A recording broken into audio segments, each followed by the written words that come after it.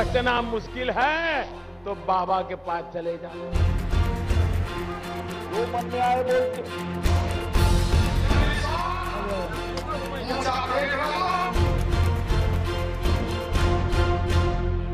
बिहार में आखिरी चरण के चुनाव में हर पार्टी ने झोंकी ताकत। पीएम नरेंद्र मोदी, लालू यादव, नीतीश कुमार और राहुल गांधी। इन चार चेहरों से अलग बिहार के सीमांचल में एक और चेहरा है जिस पर सबकी नजर है, असदुद्दीन ओवैसी। सीमांचल से नाइंसाफी की लड़ाई का हमने आगाज किया है। ऑल इंडिया मजलिसे इत्तेहादुल मुस्लिमीन के मुखिया, कर्नाटक और महाराष्ट्र में अपनी छाप छोड़ने वाली ओवैसी की पार्टी अब बिहार के इस मुस्लिम बहुल इलाके में चुनाव लड़ रही है।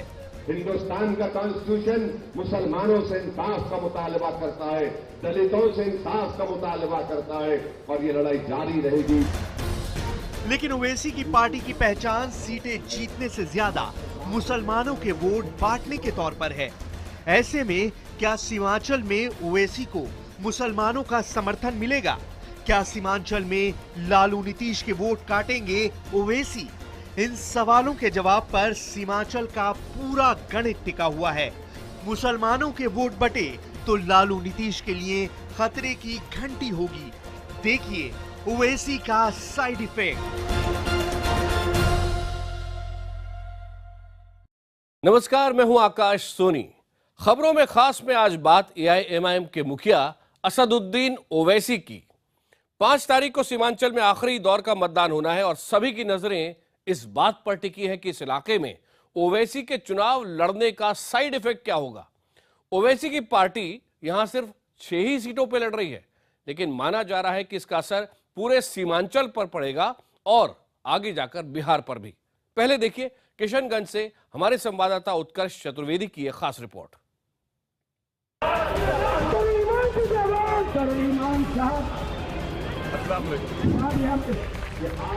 अपनी तमाम चीजों को देखकर और महसूस करते हुए असदुद्दीन ओवैसी उन पार्टियों के लिए खतरे का दूसरा नाम जो मुस्लिम राजनीति के नाम पर वोट बटोरती रही। ये खतरा इस वक्त मंडरा रहा है लालू प्रसाद यादव की आरजेडी और नीतीश कुमार की जेडीयू पर। बिहार के सीमांचल में महागठबंधन इस इलाके पर बहुत भरोसा करके चल रहा था। ये मानकर चल रहा था कि सीमांचल की सीटों पर उसका दबदबा रहेगा, लेकिन ओवैसी और उनकी पार्टी को यहाँ जिस तरह का समर्थन मिल रहा है उसने सारे दावों पर सवाल खड़ा कर दिया। हम वो लोग हैं जो सिवा अल्लाह के किसी से डरने वाले नहीं है। हिंदुस्तान हमारा मुल्क है, हिंदुस्तान का कॉन्स्टिट्यूशन हमारे लिए भी है और तुम्हारे लिए भी है। एआईएमआईएम ने पिछले महीने सीमांचल क्षेत्र से चुनाव लड़ने का ऐलान किया था। उसके बाद से ही असदुद्दीन ओवैसी ने जैसे यही डेरा डाल दिया है। वो इलाके के लोगों से मिल रहे हैं, उनकी समस्याएं सुन रहे हैं, वायदे हैं और वायदे पूरे करने के दावे भी। तस्वीरें गवाह हैं कि इस इलाके के लिए ना ओवैसी अनजान चेहरा है और ना ही उनकी पार्टी। ओवैसी को सुनने के लिए, देखने के लिए लोग पहुंच रहे हैं। आपको बता दें कि सीमांचल में कुल 24 सीटें हैं, लेकिन एआईएमआईएम सिर्फ 6 सीटों पर चुनाव लड़ रही है। लेकिन माना जा रहा है कि ओवैसी की मौजूदगी का असर सभी 24 सीटों पर पड़ेगा। सीमांचल का पूर्णिया डिवीजन बिहार में सबसे पिछड़ा इलाका है। ये बौखलाहट में आकर हम पर इल्जाम लगा रहे हैं। सीमांचल के इस इलाके में मुसलमान मतदाता बेहद निर्णायक माने जाते हैं। 2 महीने पहले 16 अगस्त को यहाँ के किशनगंज में रैली करके ओवैसी ने चुनाव लड़ने की संभावना तलाशी थी। इस रैली में भी ओवैसी के लिए बम्पर भीड़ उमड़ी थी।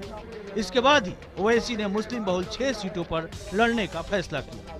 ध्यान देने वाली बात है कि किशनगंज में 68% मुसलमान हैं। कटिहार में मुस्लिमों की आबादी 45% है। अररिया में 35% मुसलमान हैं और पूर्णिया में भी मुस्लिम आबादी 35% है। अपनी रैलियों में ओवैसी बीजेपी और प्रधानमंत्री नरेंद्र मोदी पर जमकर निशाना साध रहे हैं। ये मुल्क हिंदुस्तान का सबका है, ये किसी की बाप की जागीर नहीं है, कोई प्राइवेट प्रॉपर्टी नहीं है। और यहाँ पर हर हिंदुस्तान में हर जगह मोदी हारेगा, हर जगह हारेगा। पाकिस्तान से क्या करना है और इतनी मोहब्बत क्यों है आरएसएस को, अमित शाह को पाकिस्तान बांग्लादेश से? ये कहते हैं कि बांग्लादेश से इलाका जुड़ा हुआ है तो यहाँ पर घुसपैठी आ गए। वो कहता है वो हारेंगे। अरे जरूर हारेंगे इंशाअल्लाह ताला, पटाखे भी फूटेंगे, मिठाइयाँ भी बांटे जाएंगी और ये वापस अपने घर में जाकर रोते हुए बैठने वाले हैं। जानकारों की माने तो ओवैसी भले 6 सीटों पर लड़ रहे हैं, लेकिन उनके निशाने पर जो मतदाता हैं वो महागठबंधन के पक्के वोट माने जाते हैं। इसीलिए ओवैसी की पार्टी जितने भी वोट पाएगी उतना ही महागठबंधन को नुकसान होगा। आपको बता दें कि 2010 के विधानसभा चुनाव में सीमांचल की 24 सीटों में से 13 बीजेपी ने जीती थी और 4 जेडीयू ने। कांग्रेस को 3 सीटें मिली थी, लोक जनशक्ति पार्टी को 2, आरजेडी को 1 और 1 सीट निर्दलीय को मिली थी। लेकिन तब बीजेपी और जेडीयू एक साथ मिलकर लड़े थे। इस बार जेडीयू, आरजेडी और कांग्रेस साथ साथ है। सवाल ये कि क्या ओवैसी फैक्टर इनके वोट काटेगा? उनका कद इन जितने लोग हैं उससे काफी कम है।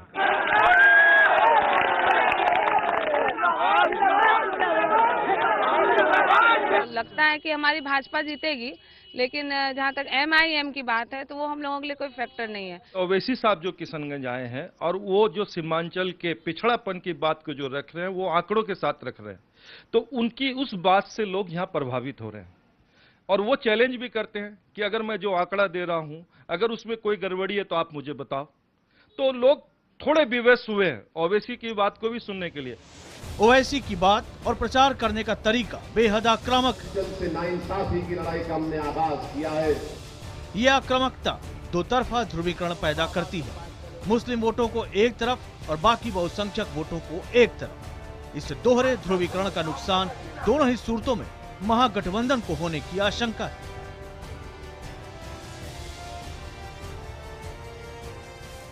जात पात और धर्म के समीकरणों के बीच विकास की असलियत जो है वो मेरे ठीक पीछे आपको दिखाई देती है और इतना ही विकास इस अंतिम कोने तक पहुंचा है। लेकिन इसके बावजूद राजनेताओं को या लोगों को इन मुद्दों की परवाह कम है और समीकरणों की परवाह ज्यादा। कैमरा पर्सन दिनेश के साथ उत्कर्ष चतुर्वेदी, किशनगंज, IBN 7। बिहार के सीमांचल में किशनगंज से बांग्लादेश की सीमा बस 21 किलोमीटर दूर है। कमाई के लिए यहां ज्यादातर लोग खेती पर निर्भर हैं और इलाके के विकास का लोग अभी भी इंतजार कर रहे हैं। ऐसे में ओवैसी की पार्टी के उम्मीदवार अपनी जीत को लेकर कितने आश्वस्त हैं और वहां की जनता उनकी पार्टी के बारे में क्या सोचती है, देखते हैं प्रतीक त्रिवेदी के साथ।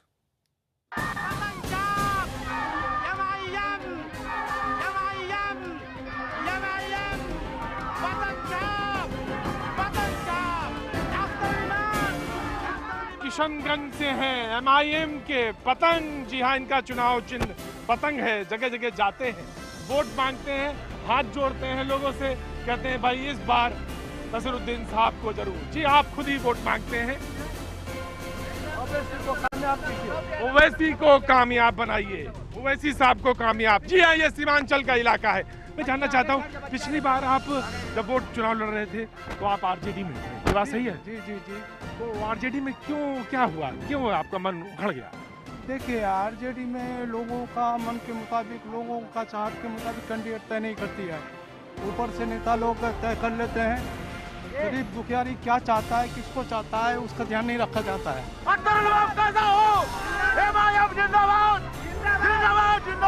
एमआईएम काम करती है। हाँ। अच्छा, तो ये तो पहली बार ही है। नहीं, उसका बैकग्राउंड वहाँ देखा है। वहाँ चेक करके आए हैं? हैदराबाद? जी, हैदराबाद में देखा है। महाराष्ट्र में भी चेक किया? नहीं, हम हैदराबाद का देखे हैं। चेक किया? हाँ। वो ठीक पाया आपने? ठीक पाया, तरक्की किया है और मजबूती से किया है। हाँ। तो इस बार आप असल ये बताइए कि आप कौन से मुद्दे उठा रहे हैं एमआईएम के सीमांचल में? देखिए, हर चीज में ठगा गया है सीमांचल को। ठगा गया? और ठगने वाले कौन है ये बताइए पहले। ठगा गया, हर सरकार इसका जिम्मेवार है। खास तौर से सबसे ज्यादा ठगा कौन है? चाहे वो बीजेपी हो, चाहे गठबंधन हो, चाहे ये लोग, सारे लोग ठगे। ऐसा कोई सगा नहीं जिसने हमको ठगा नहीं? आम ही ऐसा नहीं है कि इमली के पेड़ से आम आप खा सकते। बीजेपी आप जानते हैं मुन्ना मुश्ताक। अच्छा, वैसी बड़ा कड़ी टक्कर है। ये बाजार की हाट है, सारे भाव बता दूंगा मैं। वो भी हमने 15 साल देखा, कुछ काम नहीं किया। इसलिए हम इसमें बदलाव कराएंगे। हमको जमीन रहना चाहिए, गरीबी रहना चाहिए, जो गरीब से जुड़ा हुआ है। जमीन कोई काम नहीं किया कांग्रेस, वो हवाई में उड़ता है।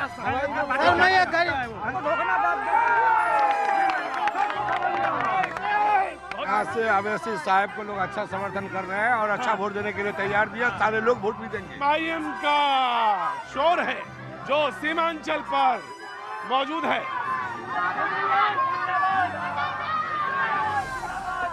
ये बताइए, आप पूरे बिहार में क्यों नहीं चुनाव लड़े, सिर्फ यहीं पे 6 सीटों पे? हमने शुरुआत की है, मेरे पार्टी का हर जगह संगठन नहीं था, हमने शुरुआत की है। आदमी यूनिवर्सिटी में भी जाता है तो पाठशालाओं के जरिए से ही जाता है। ऐसा थोड़ी ही होता है कि बड़े से बड़े बाप का बेटा भी हो तो लंदन में नहीं भेज देता ना, अपने पाठशालाओं से काम शुरू होता है। हमने अपने पाठशाला से काम शुरू किया है और हमने सीमांचल के साथ जो हकमारी की है, यहाँ के मुसलमानों के साथ, दलितों के साथ, महादलितों के साथ, पिछड़ों के साथ, उस हकमारी के खिलाफ हम लड़ रहे हैं।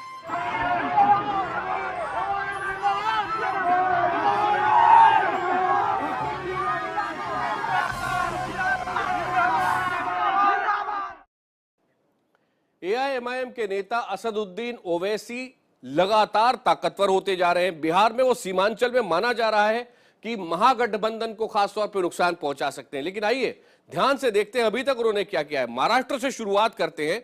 मुंबई की 14 सीटों समेत राज्य में कुल उन्होंने 24 उम्मीदवार खड़े किए थे। अब ध्यान से देखिएगा, विधानसभा में खाता खुला, 2 सीटों पर एआईएमआईएम ने जीत हासिल की, लेकिन 3 सीट ऐसी थी जिस पर एआईएमआईएम दूसरे नंबर पर रही और 9 सीटें ऐसी थी जिस पर एआईएमआईएम तीसरे नंबर की पार्टी रही। अब देखिए वो नुकसान कैसे पहुंचा रहे हैं। ध्यान से ये वोट देखिएगा, एआईएमआईएम ने किस तरह से खास तौर पे कांग्रेस और एनसीपी जैसे दलों को नुकसान पहुंचाया। 24 सीटों पर मुस्लिम उम्मीदवारों को कुल 19 लाख वोट मिले थे। एआईएमआईएम के 24 उम्मीदवारों को 5,16,000 वोट मिले, यानी तकरीबन 1/4 के आसपास। 24 सीटों पर 27% मुस्लिम वोट एआईएमआईएम को ही मिल गए। और कांग्रेस एनसीपी को देखिए, 24 सीटों पर कांग्रेस को 31 और एनसीपी को 21% मुस्लिम वोट मिले थे। 2009 के चुनाव में कांग्रेस एनसीपी को 70% मुस्लिम वोट मिले थे और उनको नुकसान पहुंचाया ओवैसी ने। अब ये भी देखिए कि जहां तक ओवैसी का सवाल है, वो कैसे ताकतवर होते जा रहे हैं, ताकत उनकी बढ़ती जा रही है। बांद्रा पूर्व की सीट पर उपचुनाव में उनकी पार्टी तीसरे नंबर पर थी। औरंगाबाद के कॉरपोरेशन चुनाव में 25 सीटें उनकी पार्टी ने जीती। कांदिवली डोंबिवली के जो स्थानीय चुनाव है अभी, उसमें उनकी पार्टी ने 4 सीटें जीत ली हैं और यह बेहद महत्वपूर्ण है, खतरे की घंटी है समाजवादी पार्टी के लिए, कांग्रेस के लिए, मायावती के लिए भी। यूपी निकाय चुनाव में भी एआईएमआईएम ने, ओवैसी की पार्टी ने खाता खोल दिया है और वो भी आजमगढ़ में उनका कैंडिडेट जीता है।